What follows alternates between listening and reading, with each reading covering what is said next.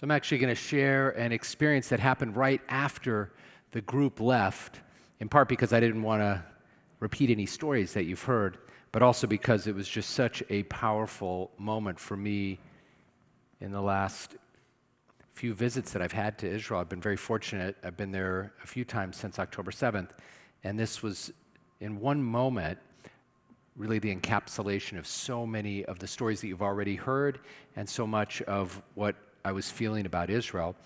But my friend Udi Cohen, who some of the members of the group met on Shabbat, he came and visited with us a little bit in the morning, and some folks got to meet him and talk to him. He was the director of the preschool, nursery school that our daughter Nomi went to when we lived in Israel, our first year there.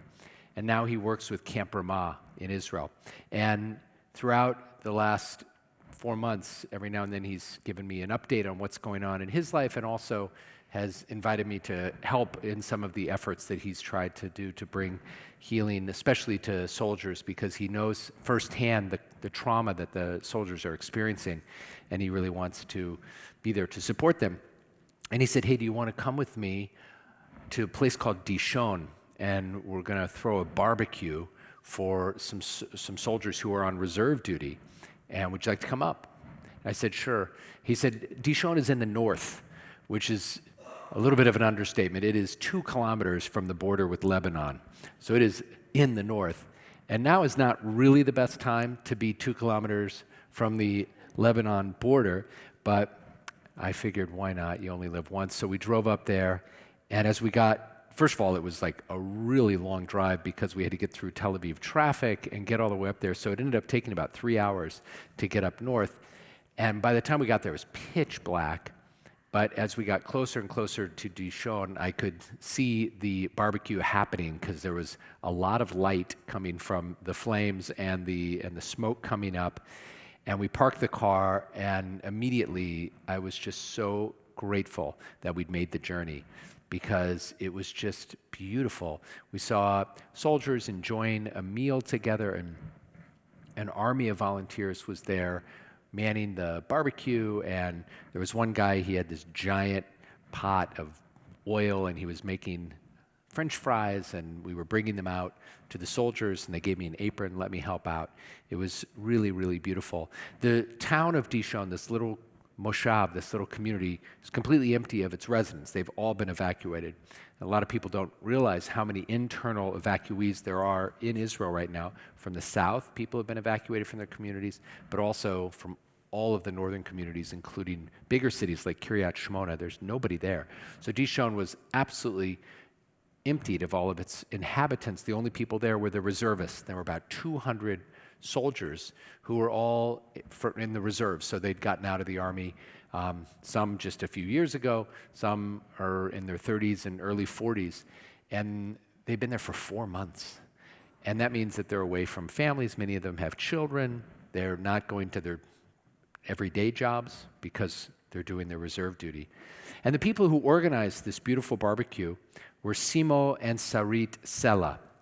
And they're the parents of a man named Ram Sela, who was murdered on October 7th by Hamas terrorists at the Supernova Music Festival in Re'im. He was actually one of the organizers of the festival, passionate about music, and he loved putting on events. And so he was one of the people who was pulling together all of the vendors and DJs and everybody who made the festival happen. His nickname was Nesher, which is an eagle, and he got that when he was a kid on a kibbutz. And he was part of the logistics and production team. You might know that there were 264 people murdered at the Supernova Festival, which is, when you think about it, there's about 3,000 people there. So it's a shocking, shocking number, and we've heard stories of the atrocities there, including rape and torture. And so Ram was killed there. And his parents, during the Shiva period, they told us that they just decided, we can't just sit in our sorrow and we can't just sit in the pain.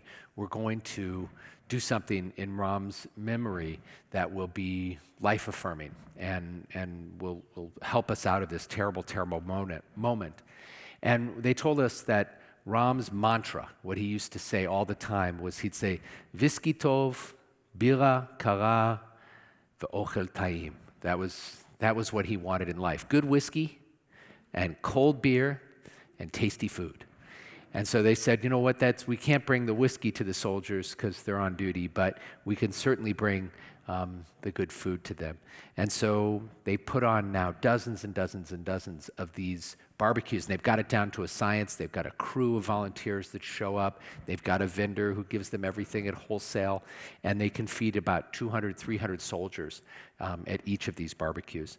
And then what was really beautiful is they started to dance. They put on a song. They had these speakers going, and a couple of the folks at a time would come up and sing. While it wasn't really karaoke because they were just playing a song and then people would sing along to the song.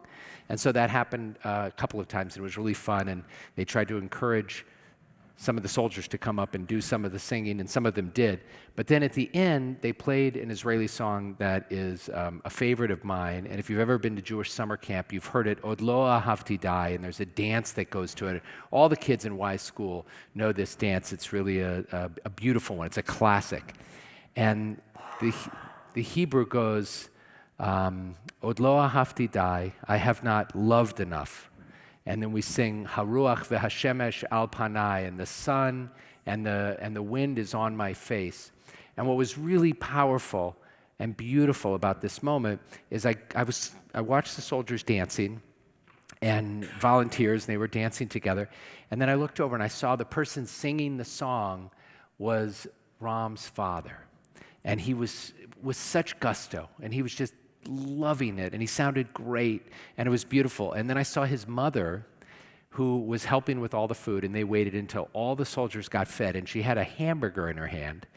And then she looked up, and it was a song she obviously loved. So she jumped in the circle, and she's dancing around in the circle, and as she's dancing, she's taking a bite out of the burger. And it was just this incredible moment. I was like, first of all, where did they find the strength to be able to dance? Where did they find the strength to be able to sing and to just take a bite of that burger and enjoy it? And it really encapsulated everything that I think when we talk about the strength of a people, it was all right there. And the song was so perfect too. And it's not like they choreographed this in this way, but the song is about the fleeting nature of our lives. Od lo ahavti dai, no matter how many years I haven't loved enough. And then the song says, Od lo amarti dai. And I didn't say all the things I wanted to say. I didn't tell that person how much they meant to me. I forgot to tell them how much I loved them. I didn't say enough. And then it says, V'im lo achshav ematai. But if not now, when? When will I love? And when will I say those words? And so the takeaway for me, the lesson from this moment, is that we should love more, and we should say the things we need to say. We should enjoy a drink with friends, whether it's a cold beer or good whiskey or a cup of nice tea. We should savor every bite.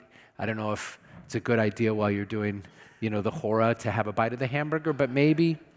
And we should enjoy the wind and the sun on our faces, because if not now, when?